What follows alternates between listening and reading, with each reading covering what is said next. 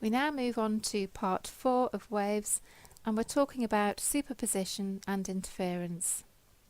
So what is superposition? Well, superposition is simply one wave coinciding or overlapping with a second wave.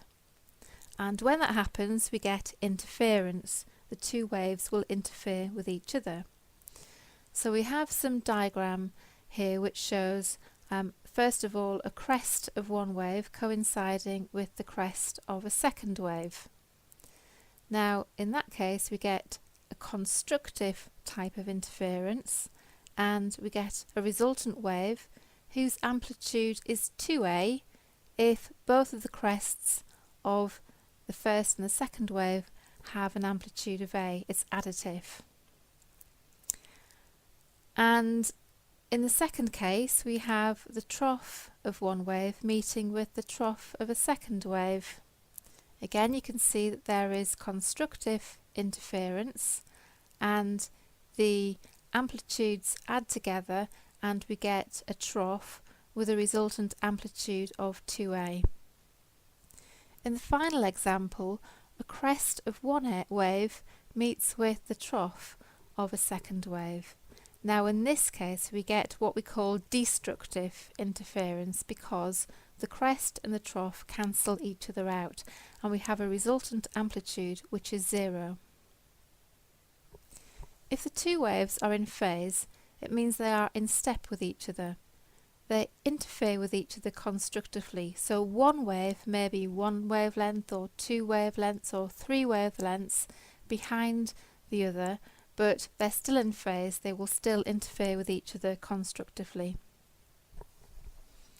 Now to get an interference pattern, the two waves must be coherent. So what does coherent mean?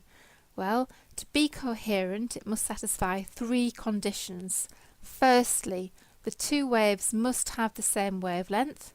Secondly, they must have the same frequency. And thirdly, they must be a fixed phase difference apart. Now, whether you get constructive or destructive interference will depend upon the path difference. So constructive interference happens when the path difference is a whole number of wavelengths. So we can say that the path difference is n lambda, where n is a whole integer. And destructive interference will happen when a path difference is out of sync by half a wavelength. So perhaps if one wave is 1.5 wavelengths behind the other, or 2.5 wavelengths behind each other. So we can see that the path difference there is represented by that equation 2n plus 1 divided by 2 multiplied by the wavelength. Let's look to see what stationary waves are. Well, if we take a string and fix it at one end and we send a vibration wave down the string, which is demonstrated by the red line, you will get a wave reflected back in the opposite direction, which is demonstrated by the blue line. And when the wave forms the first shape, we say that that is the fundamental or the first harmonic. When it forms the second shape, that's known as the second harmonic, and so on. And the wave doesn't look as though it's moving. The nodes will appear fixed. The nodes are the point where the displacement of the wave will be 0. Now we also have antinodes where the displacement of the wave will look to be the maximum. So that will be the top of the red line and the bottom of the blue line. They will be the antinodes. And with stationary waves, the fundamental frequency of a string is determined by the length.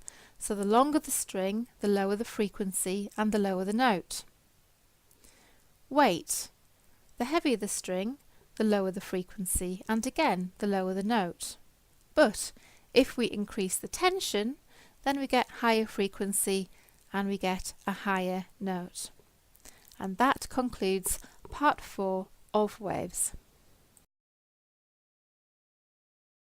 Created using Powtoon.